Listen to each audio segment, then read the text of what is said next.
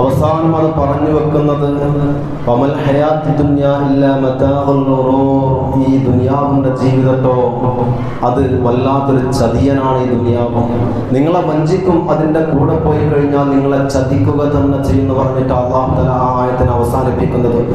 എന്നിട്ട് പിന്നെ അല്ലാഹു തആല അടുത്ത ആയത്ത് തുടങ്ങുന്നത് ലതുബലുവന്ന അൻഫുസകും, അങ്ങനെ കണ്ട് കൊണ്ടുപോകുന്നുണ്ട്.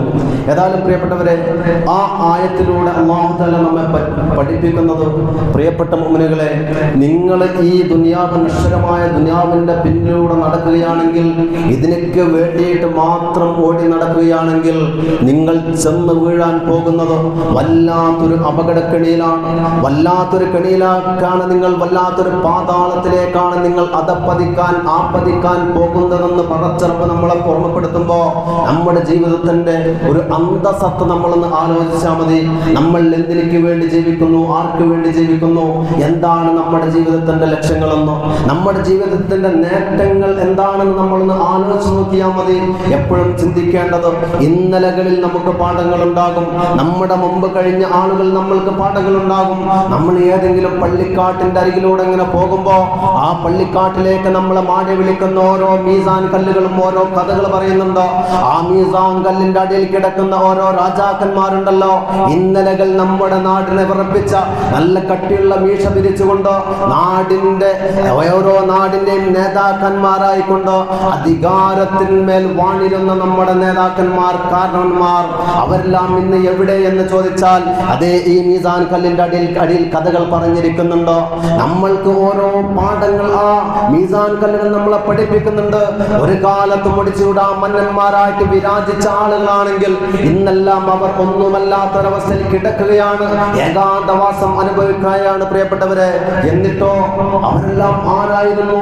ഇന്ന് അവരുടെ കബറിന്റെ മേലെയാ കാലികൾ നടക്കുന്നത്, ആടുകൾ നടക്കുന്നത്, നാട്ടിലുള്ള സകലമാന ജീവികളും മേഞ്ഞി നടക്കുന്നത് അവരുടെ വയറിന്റെ മേലെ ഉദരത്തിന്റെ മേലെ ചവിട്ടിയിട്ടാണെന്ന് നമ്മളെ ഓരോ സംഭവങ്ങൾ പഠിപ്പിക്കുകയാണ്. ഇന്നലെ കഴിഞ്ഞ തലമുറകൾ നമ്മളെ പഠിപ്പിക്കുകയാണ്. മഹാനായ പണ്ഡിതന്മാർ ഈ ആയത്തിനെ വിശദീകരിക്കുന്നുണ്ടോ? ഈ ആയത്തിനെ ഇങ്ങനെ വിശദീകരിച്ചുകൊണ്ടോ മഹാനായ ദുൽഖർനൈൻ തങ്ങളുടെ കഥ പറഞ്ഞു കൊടുക്കുന്നുണ്ടോ? മഹാനായ ദുൽഖർനൈൻ എന്ന് പറയുന്ന മഹാനവരുടെ ഒരു ചരിത്രം പറയുന്നുണ്ടോ? ലോകം അടക്കി ഭരിച്ച 4 ആളുകളാണ്. ലോകം മൊത്തമായിട്ട് അടക്കി ഭരിച്ചത് 4 പേരാ. 2 മുസ്ലിം, 2 മുസ്ലിം അല്ലാത്ത ആളുകൾ. ഒന്ന് മഹാനായ സുലൈമാൻ ബിൻ ദാവൂദ് അലൈഹി സ്വലാത്തു വസ്സലാം, ദാവൂദ് നബി അലൈഹി സ്വലാത്തു വസ്സലാമിന്റെ മകൻ മഹാനായ സുലൈമാൻ നബി അലൈഹി സ്വലാത്തു വസ്സലാം. ഒന്ന് അത്. രണ്ടാമത്തെ വ്യക്തി മഹാനായ ദുൽഖർനൈൻ റളിയല്ലാഹു അൻഹു, അദ്ദേഹമാണ് 2 മുസ്ലിങ്ങളായിട്ടുള്ളത്. പിന്നെയുള്ളത് 2 മുസ്ലിം അല്ലാത്ത ആളുകൾ. ഒന്ന് നമ്രൂദ് എന്ന് പറയുന്ന ഇബ്രാഹിം നബി അലൈഹി സ്വലാത്തു വസ്സലാമിനെ തീക്കുണ്ടാരത്തിലേക്ക് വലിച്ചെറിഞ്ഞ വ്യക്തി ഉണ്ടല്ലോ, ആ ഒരു വ്യക്തി. രണ്ടാമത്തെ ഒരു വ്യക്തി ബുഖ്തനസർ എന്ന് പറയുന്ന ബുഖ്തനസർ ഇബ്നു കൻആൻ. ഇങ്ങനെ 4 പേരാണ് ലോകം മൊത്തം അടക്കി ഭരിച്ചത്. ഇതിൽ 2 പേര് മുസ്ലിം, 2 പേര് മുസ്ലിം അല്ലാത്ത ആളുകൾ. ഈ ദുൽഖർനൈൻ തങ്ങളെ പറ്റിയിട്ട് സൂറത്തുൽ കഹ്ഫിൽ അല്ലാഹു തആല പറയുന്നുണ്ടോ, യജൂജ് മജൂജിനെ ഇരുമ്പിനാലും ഈയത്തിനാലും എല്ലാം ഉരുക്കി ഒഴിച്ചുകൊണ്ട് അടക്കി വെച്ചതായ ആ ഒരു രാജാവാണ് ദുൽഖർനൈൻ തങ്ങൾ. അദ്ദേഹം തന്റെ രാജ്യം ഭരിക്കുന്ന കാലത്ത് എല്ലാ രാജ്യങ്ങളെയും അടക്കി ഭരിക്കുന്ന കാലം ഓരോരോ രാജ്യങ്ങളും വെട്ടിപ്പിടിച്ചുകൊണ്ട് തന്റെ അധികാരത്തിന്റെ കീഴിലേക്ക് ഇങ്ങനെ ചവിട്ടി ഭരിച്ചുകൊണ്ട് കൊണ്ടുവരുന്ന ഒരു കാലം. അങ്ങനെ ഒരു രാജ്യത്ത് അദ്ദേഹം തേരാട്ടം നടത്തിയപ്പോ ഒരു രാജ്യത്തിലൂടെ തന്റെ കുതിരകളെയും സൈന്യങ്ങളെയും പായിപ്പിച്ചങ്ങ് കൊണ്ടുപോയ സമയത്ത് ആ രാജ്യത്തെത്തിയപ്പോ ഒരു സാധനവുമില്ല, വിലപ്പെട്ട ഒന്നുമില്ല. രാജാക്കന്മാര് വരുമ്പോ അങ്ങനെയാണല്ലോ, ഓരോ രാജ്യങ്ങളും പിടിച്ചടക്കുമ്പോ ആ രാജ്യത്ത് എന്താണോ വിലപ്പെട്ടത് അതുമായിട്ട് അവർ പോകാറുള്ളത്, അതുമായിട്ട് അവർ ആ നാട് വിട്ട് പോകാറുള്ളത്. ആ രാജ്യത്തിനെ പട്ടിണിയിൽ അങ്ങ് മുക്കിയിട്ടാ തിരിച്ചു പോവുകയുള്ളൂ. നമ്മുടെ ഇന്ത്യ വരെ ബ്രിട്ടീഷുകാർ ഭരിച്ചപ്പോ അവര് തിരിച്ചവസാനം പോകുമ്പോ 40 കപ്പൽ സ്വർണവും ഏറ്റിയിട്ടാ പോകുന്നത്. 40 കപ്പൽ. നമ്മുടെ ബ്രിട്ടീഷ് രാജ്ഞി ഉണ്ടല്ലോ, ബ്രിട്ടനിൽ കിടക്കുന്ന ആ രാജ്ഞി, ഇപ്പൊ അടുത്ത മയ്യത്തായ രാജ്ഞി, ഇയാളുടെ കിരീടത്തിന്റെ മേലെ ഒരു രത്നമുണ്ട്. ലോകത്തെ ഏറ്റവും വില വരുന്ന രത്നം, കോഹിനൂർ രത്നം. ഈ രത്നം ഇന്ത്യയിൽ ഹൈദരാബാദ് ഗോൽക്കൊണ്ടയിലുള്ള ഒരു ഖനനം ചെയ്യുമ്പോഴാണ് ഈ സാധനം കിട്ടുന്നത്. നമ്മുടെ ഈ നാട്ടില് ആ രത്നം വരെ കൊണ്ടുപോയിട്ടാണ് ഇന്ന് ആ രാജ്ഞി തലയിൽ വെച്ചിട്ട് 30 മയ്യത്തായി പോയി. ഇന്ന് അധികാരത്തിന്റെ പ്രൗഢി കാണിക്കണം കിടക്കുന്നുണ്ട്.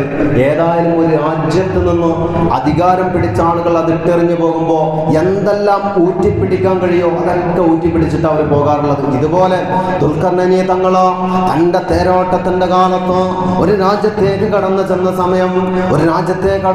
സമയത്ത് ആ രാജ്യത്ത് ഒന്നുമില്ല, വെറും ഭക്ഷിക്കാനുള്ള അല്പം ഭക്ഷണങ്ങൾ മാത്രം. ആ സമയത്ത് മഹാനായ ദുൽഖർനൈനി തങ്ങൾ പറയുകയാണ്, ആരാണ് ഈ നാടിന്റെ നേതാവാരാ, ഈ രാജ്യത്തിന്റെ അധിപനാരാ, അവനോട് ഇങ്ങോട്ട് വരാൻ പറ, ഞാൻ അവനെ വിളിക്കുന്നുണ്ടെന്ന് പറ. ആ സമയത്ത് ദുൽഖർനൈനി തങ്ങളുടെ പട്ടാളക്കാര് ആ നാടിന്റെ രാജാവിന്റെ അരികിൽ ചെന്നിട്ടോ ആ നാടിന്റെ അധിപന്റെ അരികിൽ ചെന്നിട്ട് പറയുന്നുണ്ടോ, നിങ്ങളെ ഞങ്ങളുടെ മഹാരാജൻ ക്ഷണിക്കുന്നുണ്ടോ, ഞങ്ങളെ മഹാരാജൻ വിളിക്കുന്നുണ്ട്, അതുകൊണ്ട് നിങ്ങൾ വരെ കാണാൻ.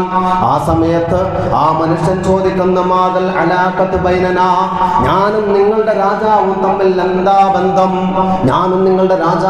എന്താ ബന്ധം, എനിക്കതിനൊന്നും കൂട്ടുകൂടാൻ പറ്റൂല, എനിക്കതിനൊന്നും സമയമില്ല എന്ന് പറഞ്ഞിട്ടോ വന്ന പടയാളികളെ തിരിച്ചയക്കുന്നു.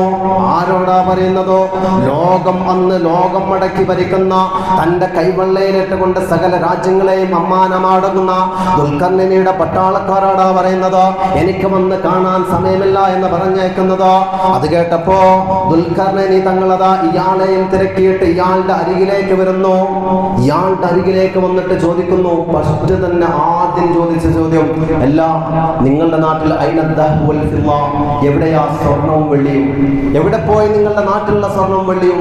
ഇയാൾ തിരിച്ചു ചോദിക്കുന്നു, എന്താ സ്വർണത്തിനും വെള്ളിക്ക് എന്താ അത്ര പ്രത്യേകത, ഞങ്ങൾക്ക് എന്തിനാ സ്വർണം വെള്ളിയും? അങ്ങനെ ദുൽഖർനൈനി തങ്ങൾ അങ്ങനെ അധിപന്റെ വീട്ടിലേക്ക് ചെന്ന് കയറുമ്പോ ആദ്യമായിട്ട് കാണുന്ന കാഴ്ച, ഇദ്ദേഹത്തിന്റെ വീട്ടിന്റെ മുമ്പിലുണ്ട് കബർ കുഴിച്ചു വെച്ചിട്ടുണ്ടോ, അതുപോലെ ചെറിയൊരു പാടവുമായിട്ട് ഇദ്ദേഹം കൃഷി ചെയ്യുന്ന ഒരു വ്യക്തിയാണ്. അങ്ങനെ ഇദ്ദേഹം മഹാനായ ദുൽഖർനൈനി തങ്ങള് ആ നാടിന്റെ ഓരോ അവസ്ഥകൾ ഇങ്ങനെ ചുറ്റി നോക്കുമ്പോ എല്ലാ വീട്ടിന്റെയും മുന്നിലുള്ളത് കബറാണ്, അതുപോലെ ചെറിയ പാടശേഖരവുമുണ്ട്.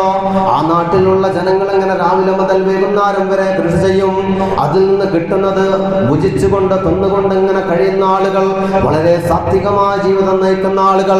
ഈ ആളുകളുടെ നേതാവിനോടാ ചോദിക്കുന്നത്, എവിടെ പോയടോ സ്വർണവും വെള്ളിയും, നിങ്ങളുടെ സൂക്ഷിപ്പ് സ്വത്തുക്കളെല്ലാം എവിടെ പോയി എന്ന് ചോദിക്കുമ്പോഴാ അവര് തിരിച്ചു ചോദിക്കുന്നത്, ഞങ്ങൾക്കെന്തിനാ സ്വർണം വെള്ളിയും,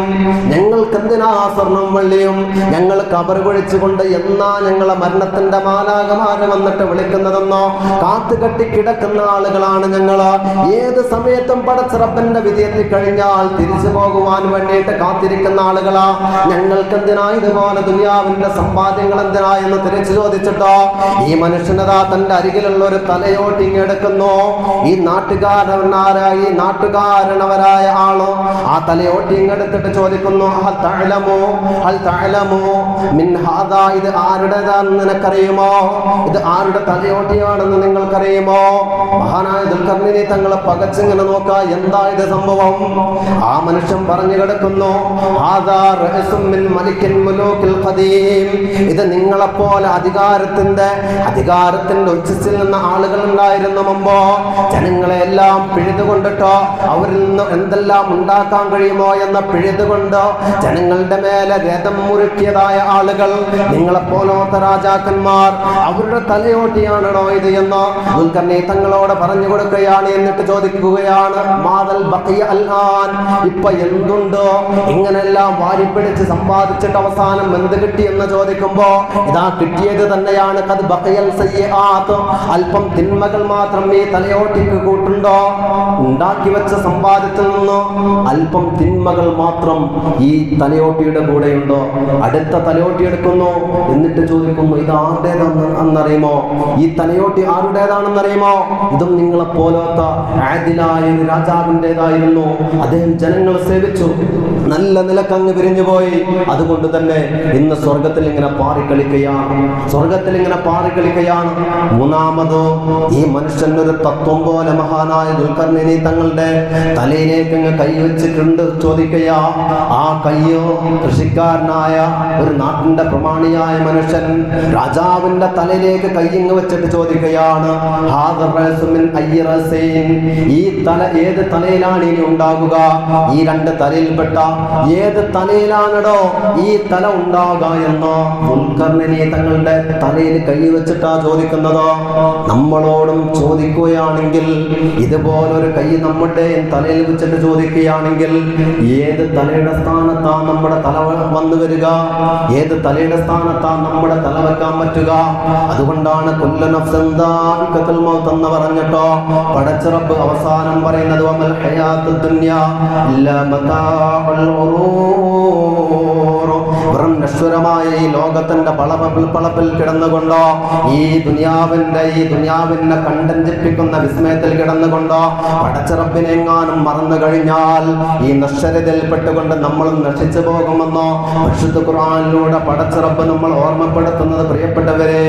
അതുകൊണ്ട് എന്ത് തന്നെ ഉണ്ടാക്കുകയാണെങ്കിലും, ഏത് ഉയരങ്ങളിൽ എത്തിക്കഴിഞ്ഞാലും എപ്പോഴും തിരിഞ്ഞു നോക്കിയിട്ട് ഇന്നലത്തെ ജീവിതം നമ്മൾക്ക് ഓർമ്മ വേണം.